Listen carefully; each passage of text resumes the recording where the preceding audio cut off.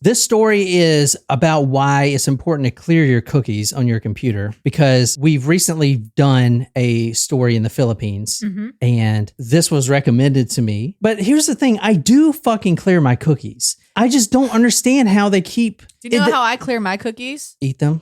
Out of the cookie jar. Yeah.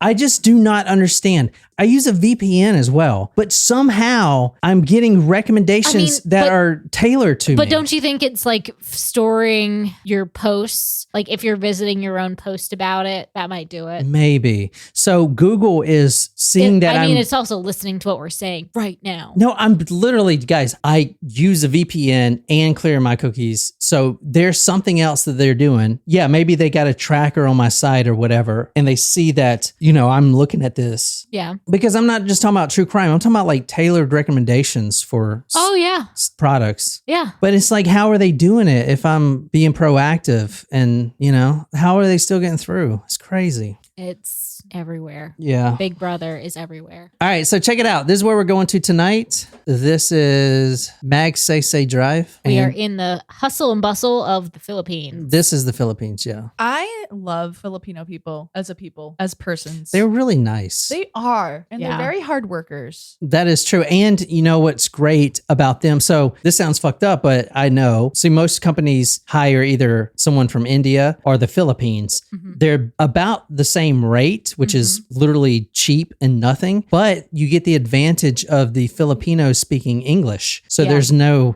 translation barrier. I don't know but they are the same rate, literally. Have you ever had Filipino food? No. It is so good. Lumpia? Yeah. Delicious. Jen, I want to show you. I don't think there's any Filipino restaurants around here, is there? I know some Filipino people, so if you... And they are...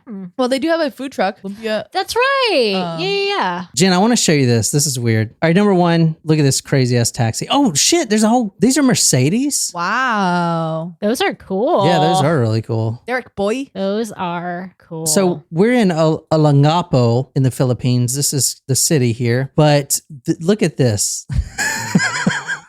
I showed Nicole this the other day. Tell me what you think about this. Wait, where is it at? It's over here. I think you could probably go to any power line post, honestly. Yeah. Wow. Look at this tangled mess. That looks safe.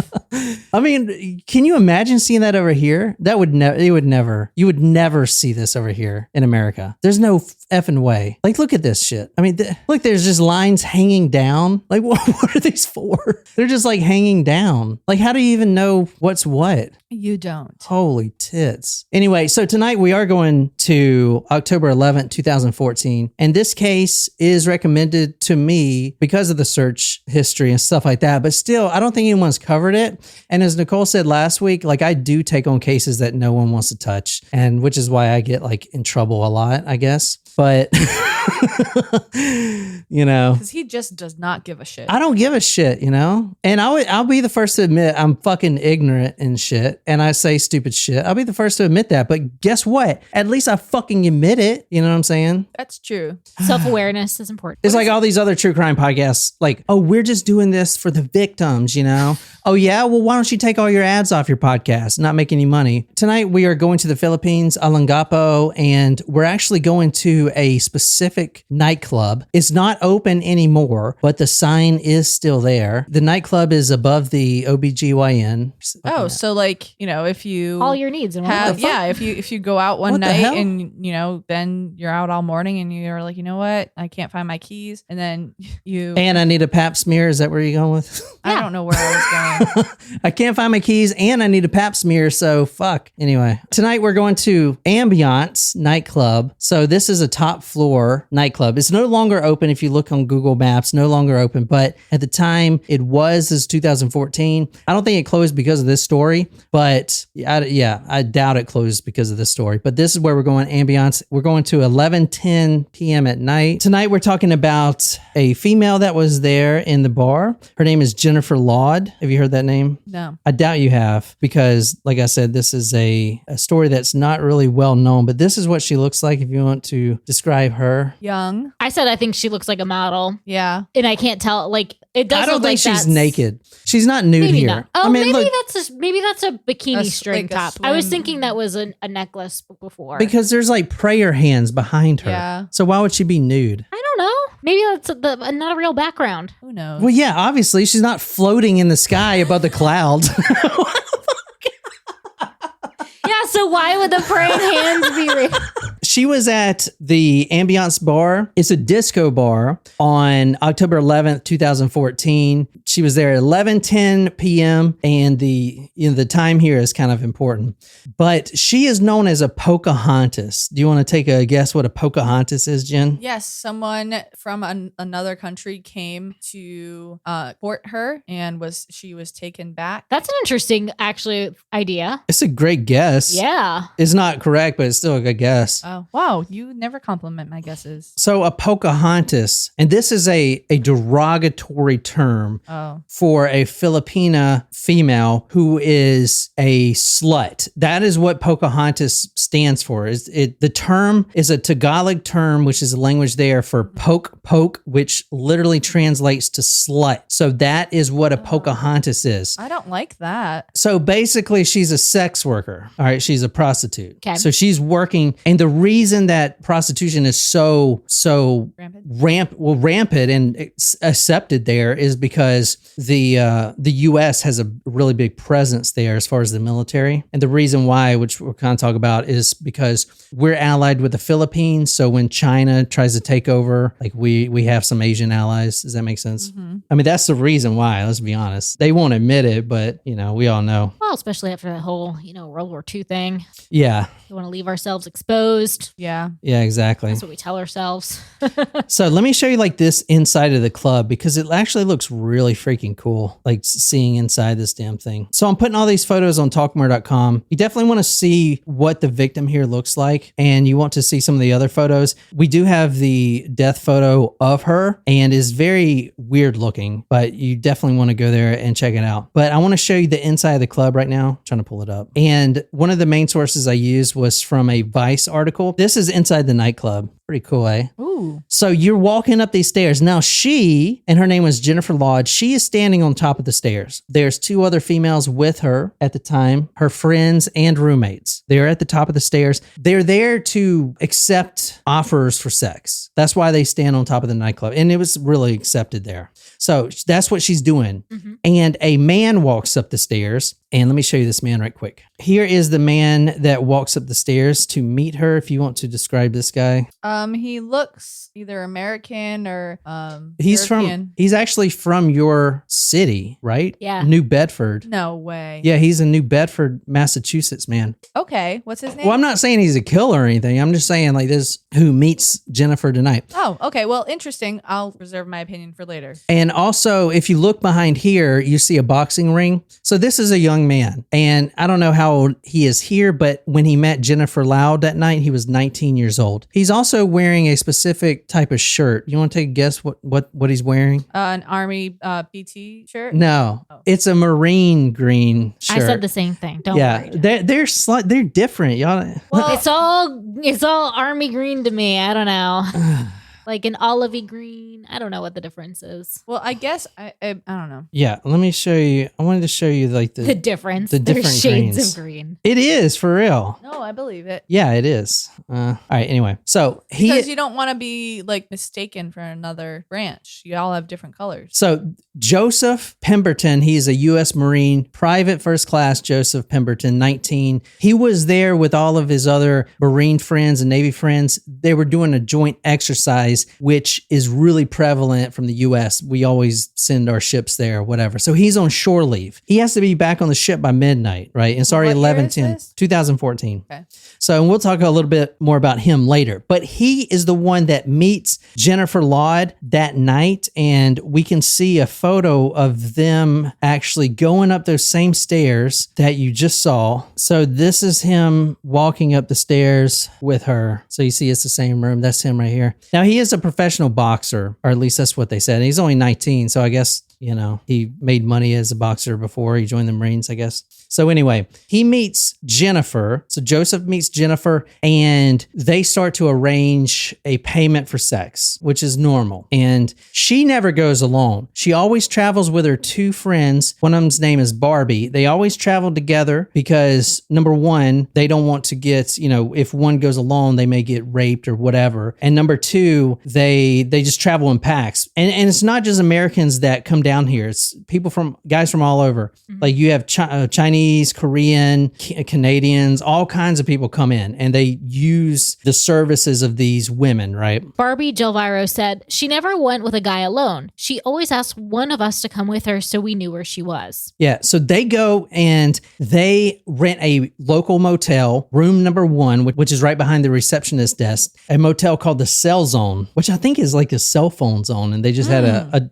a spare room. Oh, maybe. Yeah, I'm pretty sure that's it. Barbie's there too. She is negotiating a rate for Jennifer. Jennifer suggested 5K pesos, but Joseph Pemberton said he would only pay 1,000 pesos, which is $25. So she wanted $125, but she decided to do it for $25. And what that means is oral sex and maybe full sex. I'm not sure. Court sources say part of Pemberton's testimony indicated that he, that he had oral sex twice in the room with another woman, one in stand-up position and another lying down, before he had oral sex with Laude. So he is getting oral sex from Barbie, we're imagining, standing up, and she's just kind of, you know, breaking the ice, I guess, kind of getting him warmed up. Then she's about to leave. So she actually leaves, and then the actual transaction of sex is going to, you know, take place with only Jennifer Laude and Joseph Pemberton in the room. Jennifer is performing oral sex on this 19-year-old Marine. He is laying on the bed, pants down. She's, you know,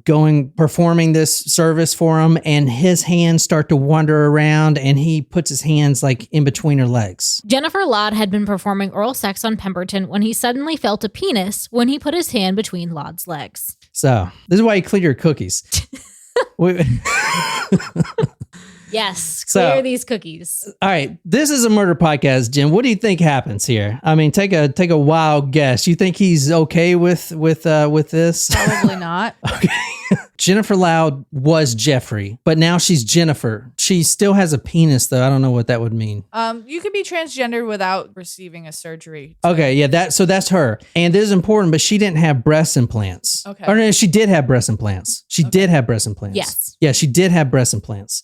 It was her friend that did not. Okay, gotcha. Yeah. Yeah. So, okay. This is her right here. This is Jennifer Laude. This is her photos. Honestly, you can't tell. I mean... No, I would. You can't tell. No. You can't tell that she is a he. There is a movement going on, and I never heard of it, but it's called the trans-panic defense. All right, so I'm just going to throw that out there and let you think about it. Okay. The basic question I want you to think about, this is the big question. Does a transgendered person have to disclose their, quote, genital status if they're about to engage in sexual activities with a person? So that's called the trans-panic defense, which we want to talk about. But let's first talk about what actually happened in the room. 30 minutes after Barbie and Jennifer and Joseph got into this room, 30 minutes later, Joseph walks out, just kind of, you know, walks out coyly. Is that a word? Yeah, like coy is like... Coyly, yes. Joseph walks out nonchalantly. He actually leaves the door ajar. Now, the housekeeper is pretty excited about it because now she can just clean up the room. These are rooms for the night. Yeah, these are like sex rooms, basically. You rent it for an hour or whatever, and then they clean it up real quick, which I really doubt they're doing much of anything, getting some stains out the wall. But then they just resell the room. So this is the room right here. The room actually doesn't even have a bath. It has one toilet and then this. This is all you're getting. This room, which is just a bed, sheets, not even a cover, and some literally jerk off towels on the freaking banister. A shitty little fake candle with a have a nice day. Have a nice day. Please don't come everywhere. Or please come again. Have a nice day. Please come again. There you go. I wonder if that's what it says. Okay, so this is the room you're getting. So 30 minutes after they rent this room, he walks out, leaves the door open. The housekeeper goes in there to clean it to get the next person in there, whoever wants to rent a room. It is interesting that he didn't bother closing the door. Like he left it open for like didn't matter that it was. Well, maybe he left it open. Maybe he left it open so that he could say that someone else went in there after him. Interesting. That's really smart. Yeah. So obviously she's dead. If you're making that conclusion, I mean, we did see a photo with like prayer hands and clouds, so I just assumed. Yeah, that's a good point. So the thing is, that's a really good point. I mean, I'm not putting 2 and 2 together. Context today. clues, people. I think you're putting 2 and 4 together or something. Getting 2 and 2 equals 4. All right, it does. Jen, that's a really good point. If he did leave the door ajar after killing her, he could say he thought he closed it, but maybe someone went in there after him. Although the room was right behind the reception desk. Exactly. All right. So people are going to see if somebody else went in or out. Exactly. Unless there wasn't anyone at the reception desk. Because who would sneak into a room if they're going to get caught? True. All right. So right after he leaves, I mean, he walks out, shuts the door. I mean, she sees him walking out, number one. If you want to read this is from the Times Leader. From the Times Leader on October 20th, 2014, quote, a housekeeper entered the room to find Laude's body partly wrapped in a bedsheet in the bathroom. She had apparently been drowned in the toilet, according to Police Chief Inspector Gil Domingo. All right, so here, Jen, this is the death photo. Now, this is graphic, so if you're watching this live on live chat on YouTube, just know that this is a dead body. But this is what the housekeeper found, and this is the photo she took on her phone. So this is her. Oof. The bottom photo is that their head in the toilet seat? Yeah. I know. It's really weird, isn't it? It looks weird. Snapped. Yeah. I'll put this on talkmore.com, but apparently the neck is not snapped, but the photo is really odd looking.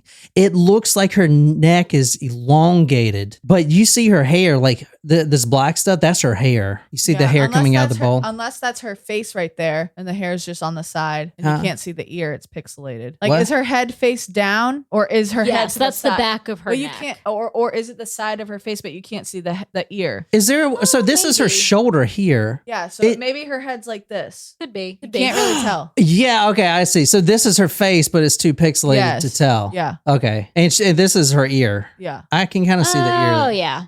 You can see the sideburn. You can't see the ear, but you can see the sideburn. But wouldn't it still be kind of awkward? It's awkward. Yeah. But it's not like her neck is 3 feet long. You know what? So I think this part right here is her other arm and shoulder. And I think maybe. I think this is where the neck kind of cuts off. Maybe. Because it looks like she's kind of humpback. And the photo is really grainy. Her neck looks very, very bent. The photo is really grainy. This is she is wrapped in a bed sheet. Yeah. Regardless, she's wrapped in a bed sheet and her head's in the toilet. Her head is in the toilet. Now there is no bathtub or shower. It's only this toilet and it's got very low amount of water in it. But it is possible to drown in a very small amount of water. Yeah, you don't even need to be in water to drown. Yes. And then if you want to describe her face, this is what her face looks bruised. Is that her tongue? We don't know what that is. I don't know if that, like, I'm assuming that's at an autopsy table or something. So I don't know if that's something in her mouth as like a mouth guard. I think that's her tongue. Or that's her tongue and her lip is above the tongue. But it seems like her tongue is real purple. Yeah. Well, yeah, she's dead. Yeah. But did she like choke on her tongue or something while she was swollen? drowning? I mean, all right. Anyway, she got a bloody nose as well. Yeah. So if we look at the actual autopsy report, this is what we see right here. This is the actual autopsy report. I'll put this on talkmore.com, but this is what we see. So reading, number one, I want you to keep this in mind. It says cadaver of Jeffrey Laude, and it says a fully developed, nourished male cadaver. That's going to be important for later. But the conclusion here is that the cause of death is due to asphyxia by drowning. So she died from this autopsy report. She died because she was drowned in a small amount of water in the toilet. That's her cause of death. All right. So what do you think so far? So obviously this is a U.S. Marine. Right. And this U.S. Marine has killed someone in the Philippines, which we're allies with, but I say allies, but those relations are pretty shaky because this isn't the first Marine that has done something like this. Oh, so this has really challenged our relationship with the Philippines, this case? Yeah, this and other cases. The Philippines being a people who is not afraid, they need our help, but they're not afraid to to protest, get out on the street and try to, get the government to actually do something by like telling the US. Natasha said something really interesting. The way toilets are designed, you can't drown in a toilet by yourself. If someone is found drowned in a toilet, it's always murder. Oh, really? I wonder if that's universal.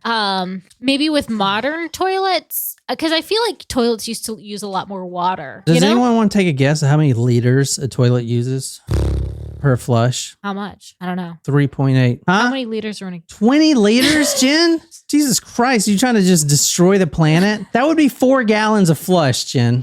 Yeah, 4 liters to a gallon, Jen. So it uses almost a gallon of water. I don't know those measurements off the top of my head. 3.8 liters per flush. So it's almost a gallon of water. Well, when so guys know, because like we pee on the urinal, so there's like always that little sticker that says this uses 3.8 liters per flush. Oh, interesting. And then you read it while you're pee-peeing, Try to aim. Yeah.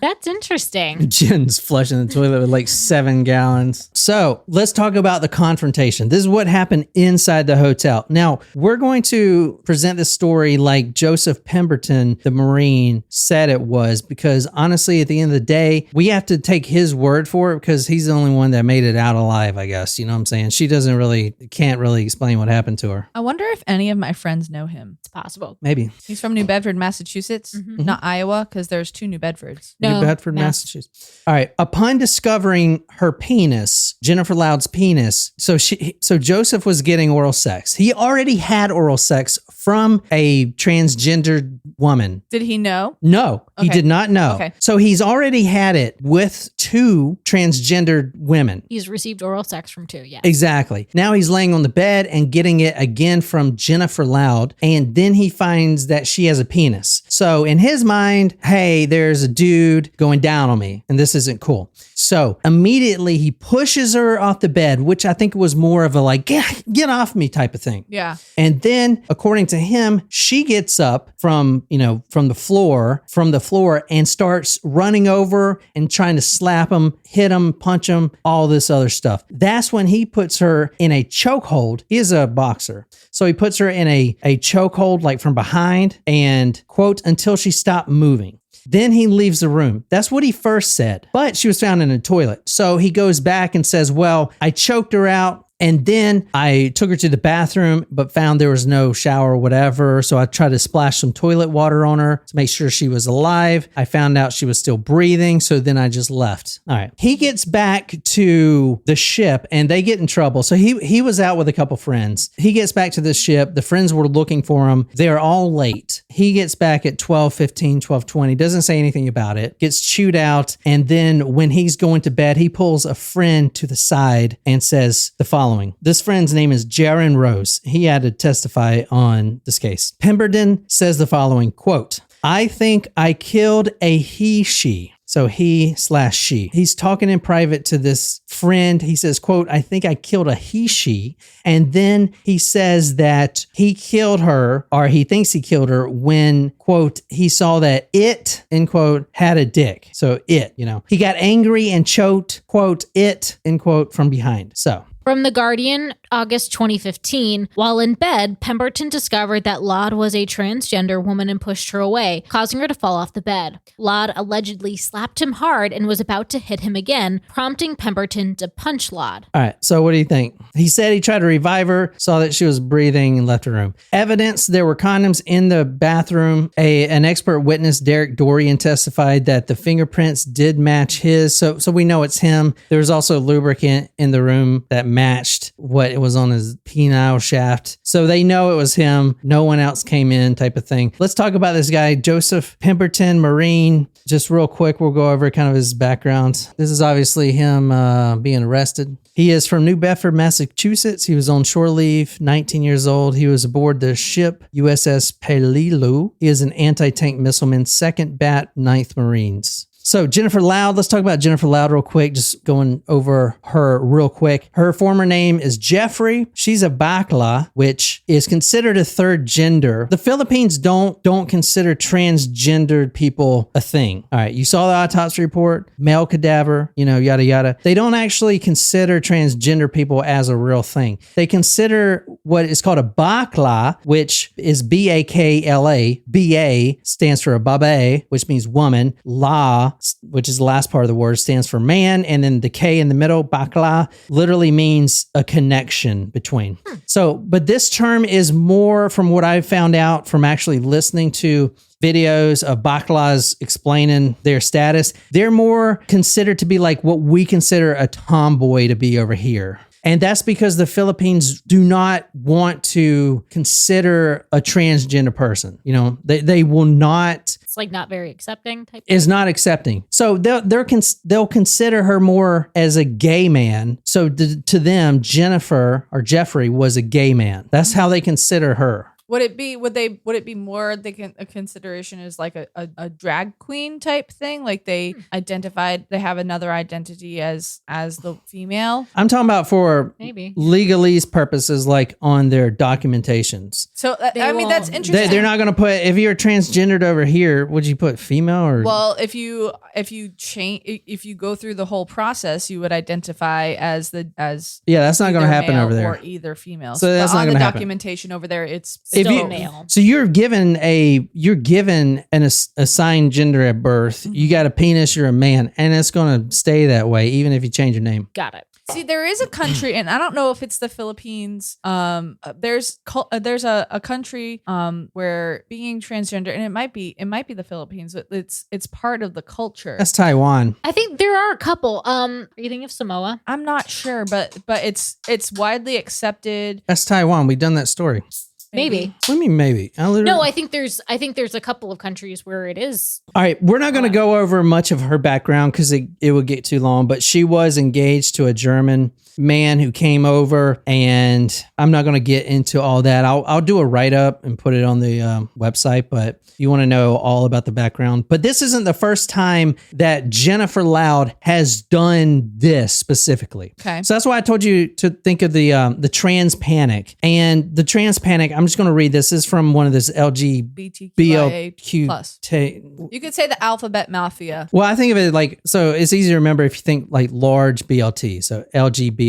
No, there's no another second L. It's LGBTQIA+.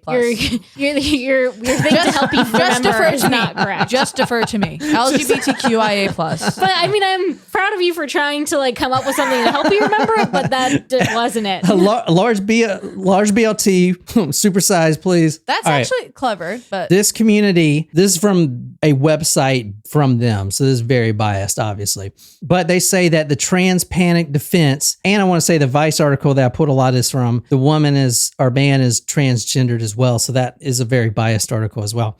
But anyway, the trans panic defense strategy is a legal strategy that asks a jury to find that the victim's sexual orientation or gender identity expression is to blame for the defendant's violent reaction, including murder.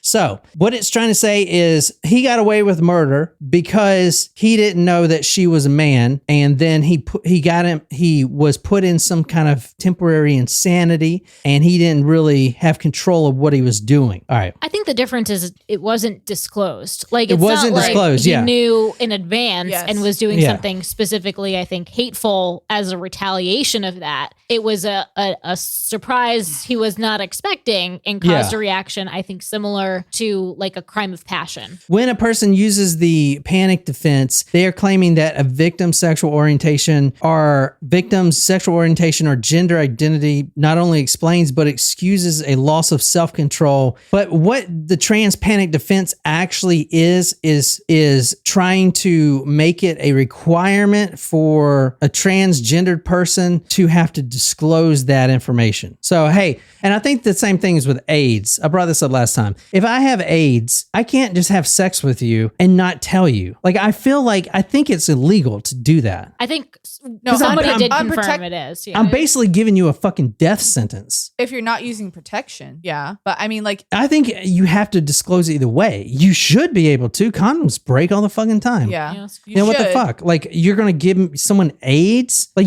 I feel like you have to fucking disclose that. If not, you should be tried for fucking murder. It is someone confirmed last time. I think Chris. So I should think should it's they the have same to? way with any STD. Like you want to make sure that you disclose it if you come Yeah, but it's back. not a requirement. No, but I'm just saying it's common decency. If you have a sexually transmitted infection or disease or virus or whatever you want to call it, STIs they call them now. If you have something that you can pass on to someone, or even if you didn't know at the time, but you go to the doctor and it's like, oh shoot, I have chlamydia. You want to tell the person that you just, if number one, especially if it is your partner. Number two, even if they're not your partner, but you did have, sexual relations with them, you want to be responsible and be like, hey, just so you know, like you might want to get checked because I came back with this so that you don't pass it on to someone else. It's just kind of like common decency to do that. But I feel like there is another level of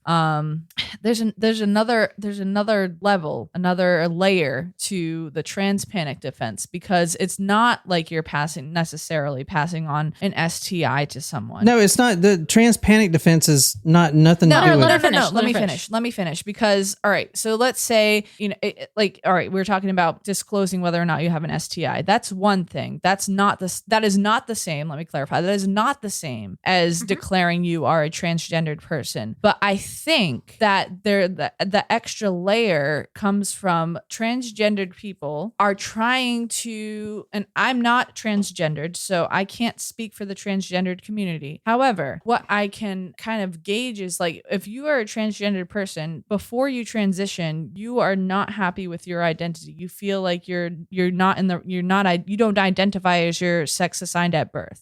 So once you transition, some people choose to have gender confirming surgery. Some people choose not to. But you're living life as the identity that you identify with. Right. So if it's hard because if you don't have gender confirming surgery, but you still feel like you are, if you still identify as a female, or if you still identify as someone who does not possess specific genitalia, then you may not feel like you need to disclose that. Do you see what I'm saying? It's like, however, on the other side of that, if you are someone who, all right, no, I got it. Like, all right, let's say one thing. All right, if you have a type, for example, some people like people that have, blonde hair and dark eyes, or some people like tall people, and some people like short people, and some people like, so if you are not someone that, if you are someone that is hiring a sex worker,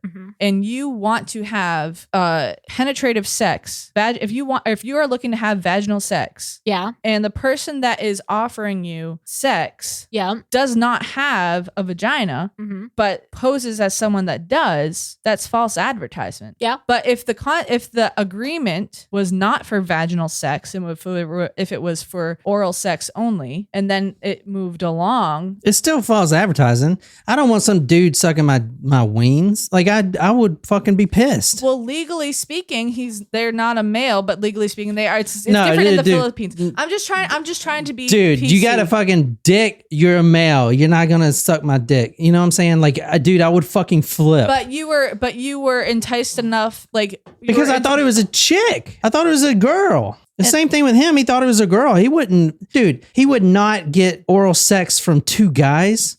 No, maybe he wouldn't. He didn't but he know. was attracted enough to the person. He didn't know. Right, I know. No, but I'm just trying to look at it. I know it's complicated. But then it's complicated. It's like, okay, if you're attracted to the person who is offering oral sex to you, that's fine, and you agree only on oral sex, and they do that. That's one. But I think the difference is he would not have agreed to that had he known. Right. He was deceived. Right. All right. He was deceived. The gay panic's different. If some guy comes up to the bar and is like, dude, you're so cute, I'd be like, yo, I'm not like that, so whatever. But if a girl comes up and it's like, hey, you're cute or whatever, and then I find out she has a wiener, dude, I'm gonna freaking flip. I'm going to fucking flip. And it's not, especially if and then Jennifer apparently came at him, slapping and punching. Now that's a self-defense issue to me. You know what I'm saying? At the end of the day. Well, yeah. If you were being attacked and you were defending yourself. And you're hitting a man, you're not hitting a woman. At the end of the day, it was born a man. You're fighting a man. Like, you're not like, oh, you don't hit a woman. It's not a woman. He's got a penis. This isn't the first time that she's kind of done this. So she doesn't want people to know that she's a man. She met a Korean businesswoman who traveled to Olongapo. He actually had a family of his own, wife, kids. He wanted to move from them and marry her and have kids, but she kept refusing his sexual advances every time he would come. She even pretended to, quote, slash her wrist, and she used fake blood to do that so that he wouldn't know that she was really a man. From Vice, Laude, nervous that Pemberton might discover the girls were trans because Jelviro didn't have implants, quickly agreed to lower the rate and rushed her friend out of the room. Please be safe, my friend, Jelviro told Pemberton in stilted English as she left. Well, my question is, if you if you're a sex worker and you agree on what's going to be done ahead of time, regardless of what your gender identity is, like even if Jennifer was a naturally born woman and he wanted to have penetrative sex, but she did not want to, and he went to do that anyway, that would be a crime against him anyway, correct? What? You're saying it. I think that probably happens a lot as long as he pays for it. He would not have choked her if it was a female. Well, no, but I'm saying the reason he flipped out is because she had a penis. I understand that, but I'm saying that if the contract was for oral sex only. I think here's the thing. It's no contract. It was $25. But you know what I mean? But they agreed on that before it happened. All right, this is. But she agreed because she agreed specifically so he would not find out. You just read that, right? Right. Oh, right. Okay. But here's the thing. She agreed on that. The fact that he reached under her between her legs is what you're saying, right? Like so like even if they didn't agree on that, like if they agreed only on that one act, right? And even if she was a gender signed female at birth, he reached under and tried to fool around with her there, like that's a breach of that's not something that she agreed to. That's not consensual. Yeah, but we don't know what they agreed to. But I'm just saying, and then she fought back to defend herself. He was leaving from what he's saying. He pushed her out the bed, which it's just like, get the fuck off me. She flies out the bed. Then she comes running at him, hitting him and stuff like that. I think I know what you're saying is, I think in that situation, Jen, I think what would have, I never paid for sex, so I don't know. No, I but I think you probably sex, so hang on. If you want to do that, you're gonna need to pay a little bit more money or something. I don't think you would necessarily stop it. You would probably just be like, all right, that's gonna cost you extra. I guess if you're trying to earn money, then yeah. But I'm just trying to play devil's advocate here, Yeah. So the LG community says that you shouldn't have to disclose your genital status. But honestly, it's just, unless you want to get beat up a lot, it just seems like the right thing to do. Yeah, it's not going to end well. Like, someone's going to be angry or upset or whatever. Unless you know in advance and you're cool with that. Like I think that if you go into the line of sex work and the Korean, stop talking. I don't want to say anything I don't mean. The Korean guy that she almost married, she didn't even tell him that. He to this day thought that Jennifer was a girl. Yeah. You know what I'm saying? Like, dude, at one point it's like, come on, that's just fucked up. You know what I'm saying? Yeah. I don't know, man. It's just like, so like this world, like we have. So use the trans community, for example, and I think it's just the world, but like, okay, people are becoming whatever gender they want. So everyone else just has to accept it and be okay with it. And if you say anything bad, then, oh my God, you just have to accept it, like how fucking crazy it is or whatever. They just expect you to be okay with it. And that's the thing. Like, oh, I just expect people to be okay with, if they find out I'm a guy. Well, what the fuck, dude? This is a 19-year-old Marine who has machismo going on and, is like, what the fuck? Like, are you asking for it? Like, fucking for real?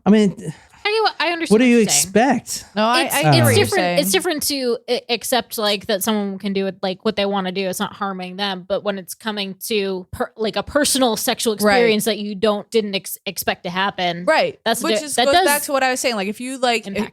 if you have a personal preference and you pay for something that you think is your personal preference, but it is actually not Something your personal else. preference, then I mean, like there is kind of a little bit of the false advertisement there. So what do you think he should get for it? The Filipinos were pretty fucking pissed off about it. And here's like one photo of them, the Filipino community burning like the American flag and stuff and calling for this guy to get the death penalty and all this stuff. Like, what do you think should happen to this guy? Well, it's hard. It's kind of But here's them like I mean, similar to like a crime of passion case, like somebody still, you catch your wife in bed with somebody else and you kill them. Like someone still died, in that situation. Yeah, it somebody did obviously still wasn't die. like a first degree murder. Yeah. I mean, and if you bring in the defense part of it, like, but how far did he go? Yeah. You know what I mean? Hard to prove. that's the thing. It's Even like if you can't prove but it. if he said that to someone, I think I killed someone. Like why? Like Well, he said I killed a he/she. or I killed a he she. That's not the right term, right? It is No. not. Okay. It is definitely not. 8 years ago, it was not as commonly accepted as it is now. But the correct term is a transgendered person. However, number one, he's probably responsible for this person's death. Yes. Was it intentional? We don't know in that moment.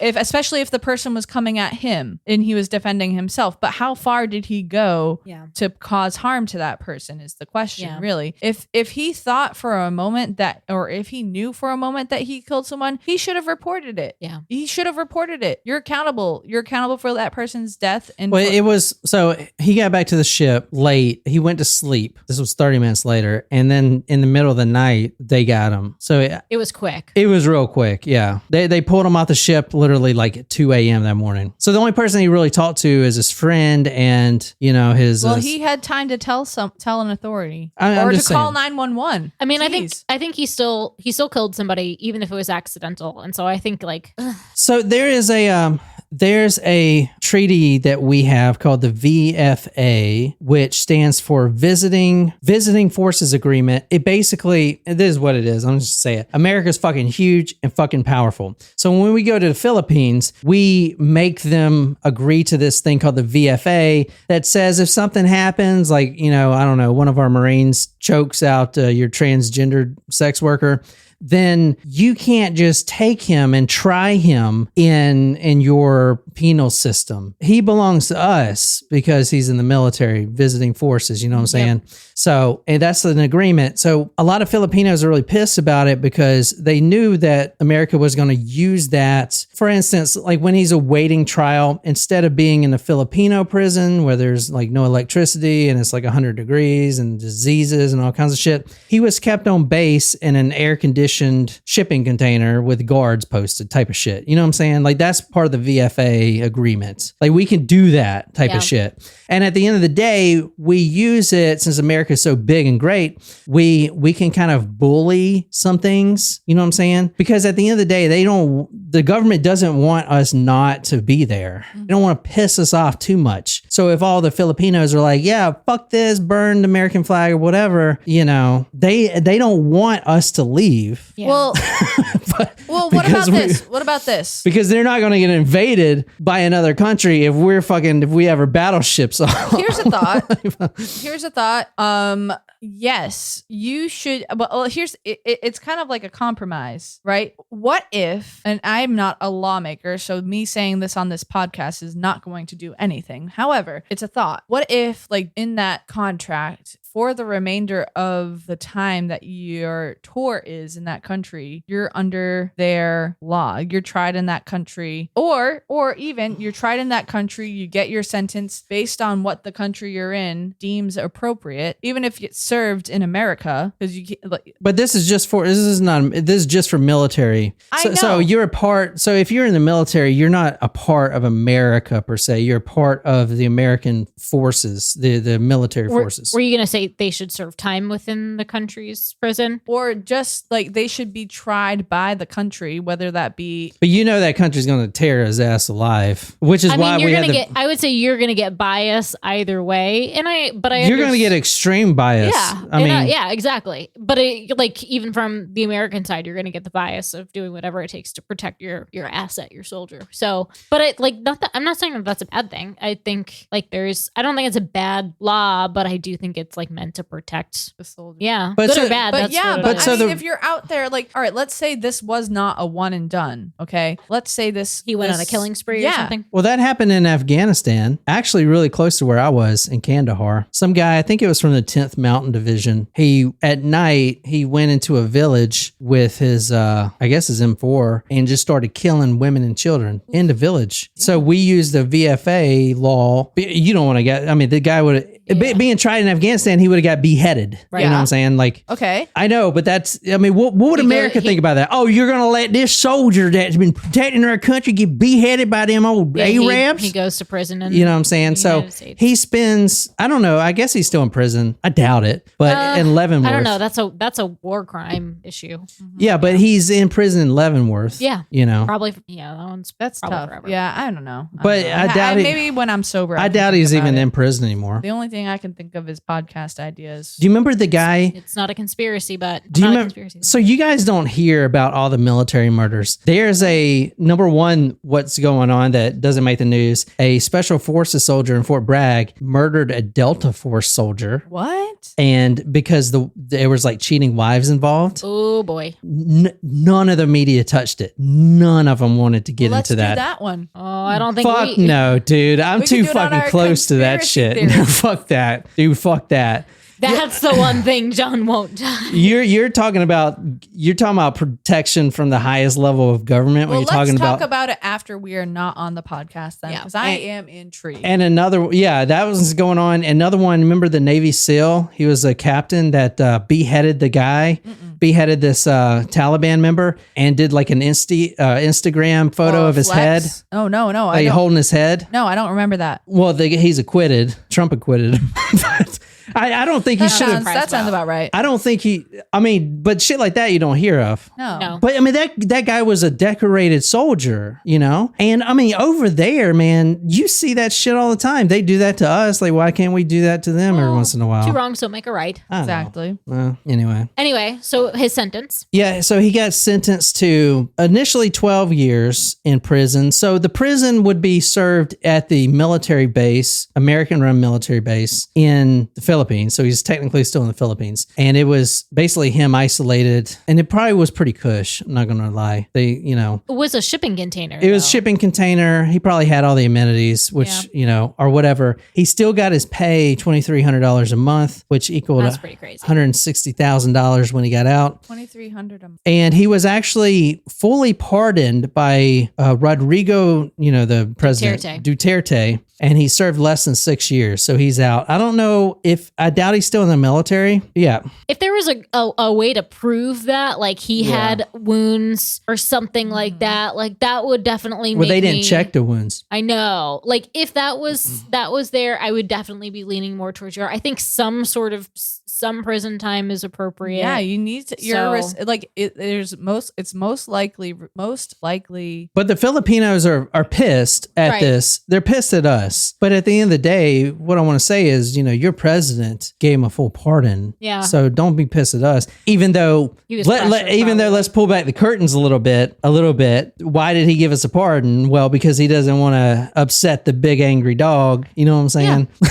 Oh yeah. That's just how it is. But who pardoned him? Duterte, the president of the Philippines. Oh, the Filipino president. Sorry, yeah. Sorry. But the reason why is because of this is a relations thing. This is why you don't hear these stories, because it's like it's not just some Idaho politics. Kids getting killed. No, it's all political. Yeah, everything in life is political, and if you think otherwise, you're wrong. This is why you don't hear these stories. I'm not a conspiracy theorist, but it's all political. It is. It is all political. I don't know. I hope you guys like that. Oh, what about the Green Beret? Yeah, that guy.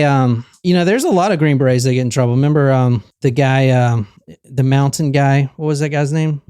He was a former Green Beret, and he was living in the mountains, and he got involved in kind of a white supremacy group. And then the government showed up, and they fucking just opened fire and killed his wife. I mean, it was fucking terrible. Like, you know, Jesus. You don't remember that? No. It's a big case. It was what was that? I can't remember. I don't know. But terrible. So I remember there was a Green Beret before I got to Fort Bragg that showed up to a PT formation and just started offing people, you know? Damn. What? It's crazy, man. But Yeah. I mean, at the same time, like, I don't know. So this guy, I understand you are putting yourself in his shoes. I get that. the guy from that shot up all the Kandahar families, man. All right, you spend 13 months over there.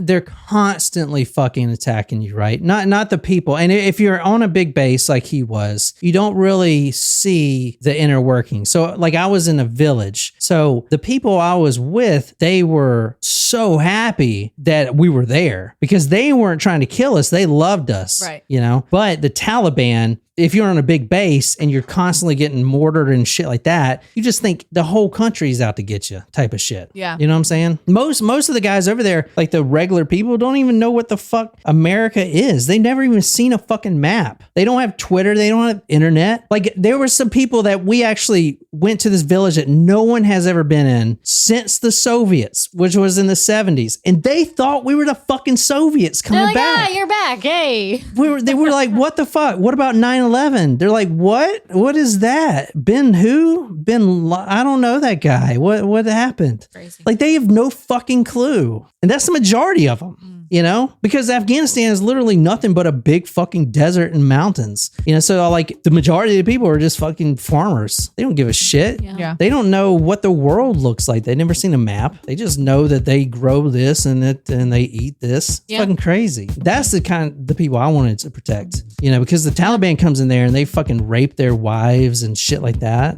Oh, fuck that. Fucking pussies. I don't know. Sorry. No, you are our American. Anyway, hero. whatever. All right. So I hope you guys enjoy that. Until next time, good night, you lovely, lovely people.